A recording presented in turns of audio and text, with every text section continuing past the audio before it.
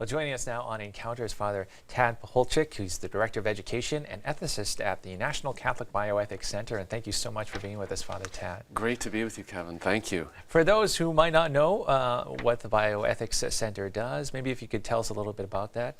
Yeah, the National Catholic Bioethics Center is based in Philadelphia. We work very, very closely with the bishops. We're an independent think tank, but the bishops make use of us a lot, and we also provide a special conference for them every 2 years in Dallas. But we don't just do, kind of high-level work like that. We also provide free consultations about ethical questions to anybody. You can call in, you can actually check on our website. We have a drop-down menu.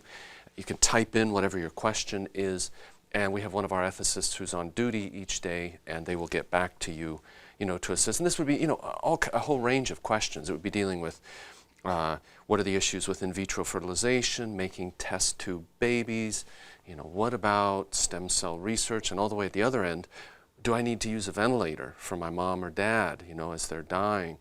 What about this particular surgery that seems like it's just over the top? Do we have to do it? How do we determine, what our moral obligations are?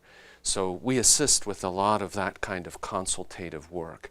And then I would say the other two parts of what we do publications, publish a number of different specialized and general articles and books on bioethics. And education would be kind of the last piece of what we do.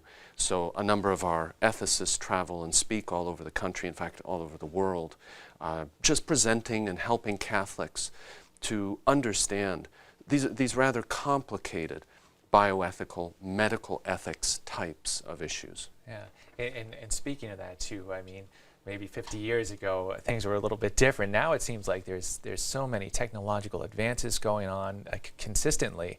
How important is it for lay people to sort of know what's going on, to be educated?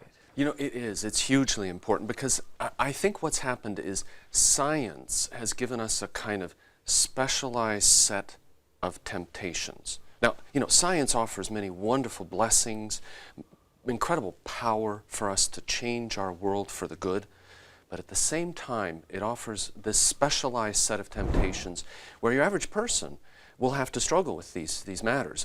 Should I, in the face of infertility, be trying to make a test tube baby? Why or why not? What are the moral issues?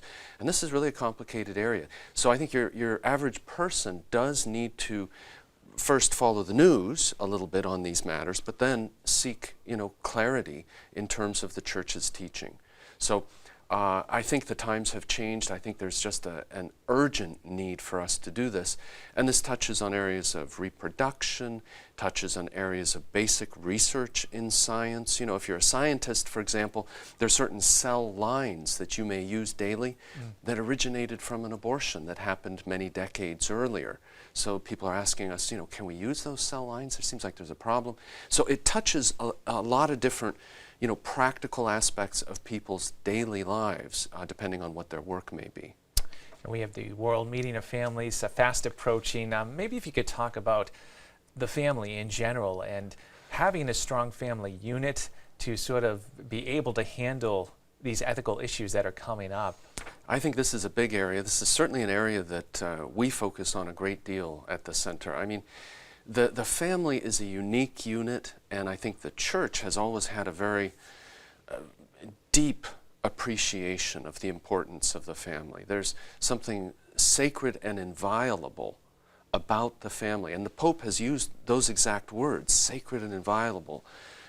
So I think what's happening in our culture is there's a push to redefine, recast the family, make it after our own wishes, wants, and desires.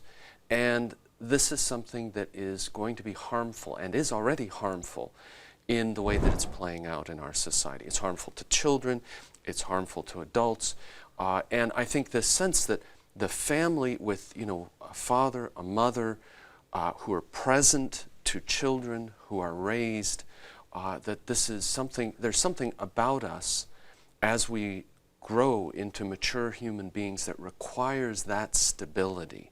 And if we start pulling away at that. And there's many ways we can do this. We can do this through cohabitation. We can do it through some of these artificial reproductive technologies. Many ways that we can tear apart at the fabric of the family and of that bond that needs to exist between one man and one woman to assure that stability that then if you have the family as a preserved unit, it also then preserves the whole of society. And many of the ills that we see in society today do directly flow out of this decision to violate the sanctity and integrity of the family.